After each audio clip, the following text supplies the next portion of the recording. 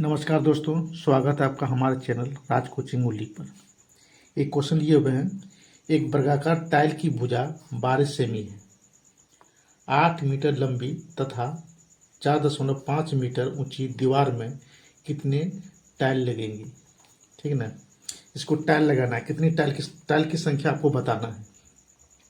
सबसे पहले एक वर्गाकार टाइल की भुजा देख लेते हैं। एक वर्गाकार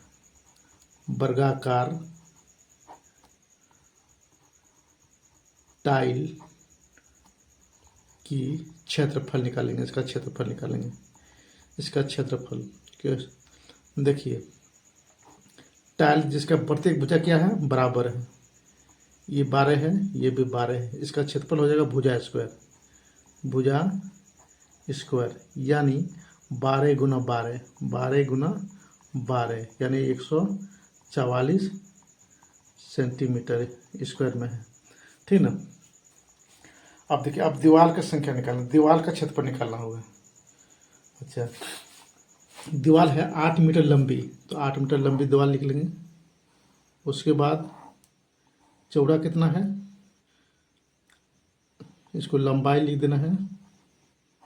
लंबाई कितना है, 8 मीटर।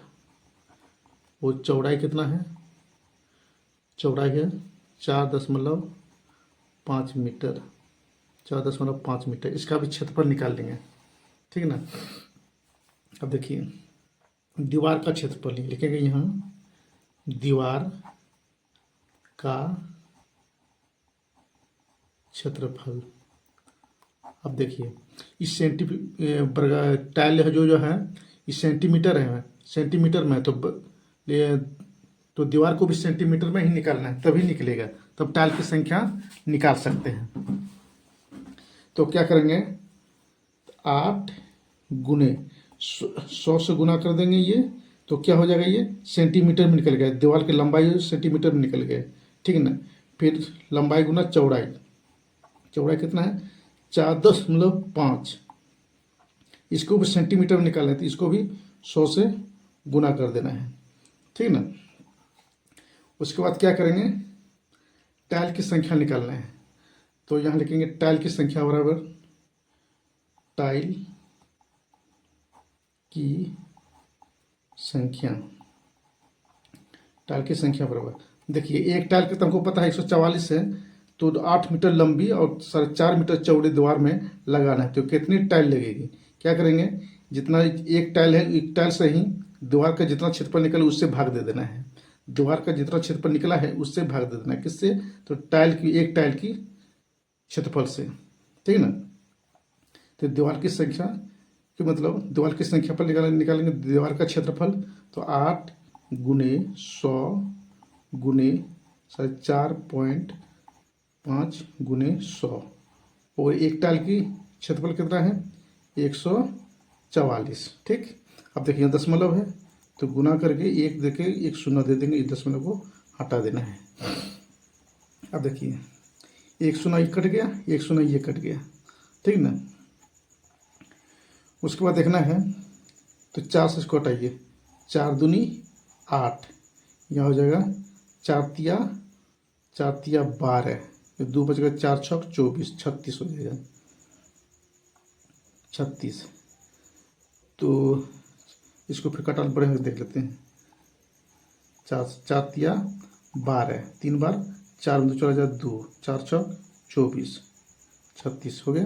अब देखिए, तो 9 से कटाइए, 36 45 9 से कटाइए, 9 36, 4 बार 9 चौक 36 और 9 पचे 45। ठीक। अब देखिए, 2 दूना 4, 2 दूना 4, 2 बार में, और 2 से भागा दे दिए 10 में, 2 पंचे 10, 100 गुना 5 गुना 5, यानी आपका निकल हो जाएगा 500 और गुना 5 2500।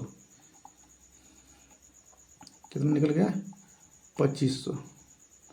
यानी टाइल की संख्या, यहाँ लिखेंगे टाइलों की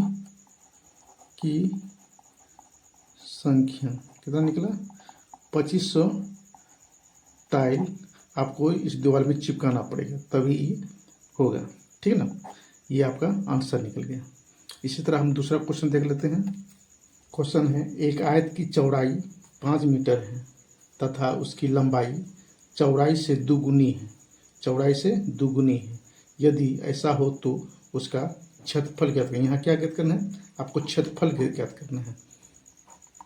ठीक है, तो देखिए आयत की चौड़ाई कितना है?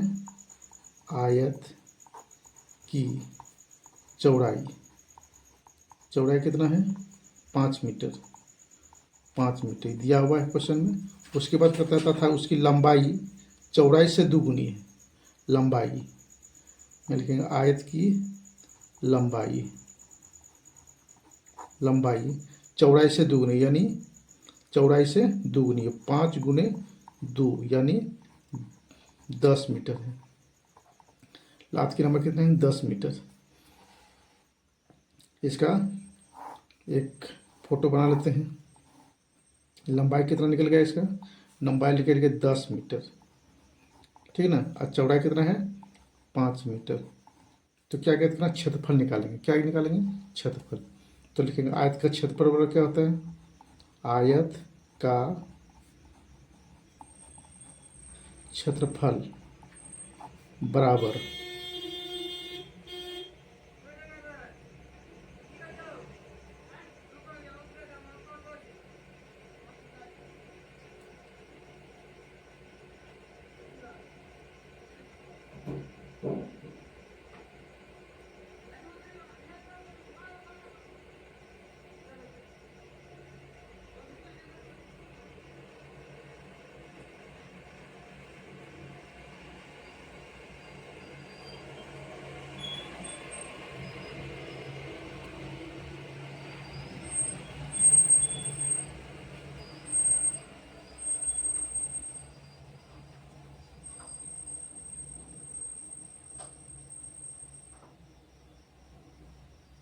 आयत का क्षेत्रफल बराबर होता है लंबाई गुना चौड़ाई, ठीक है ना।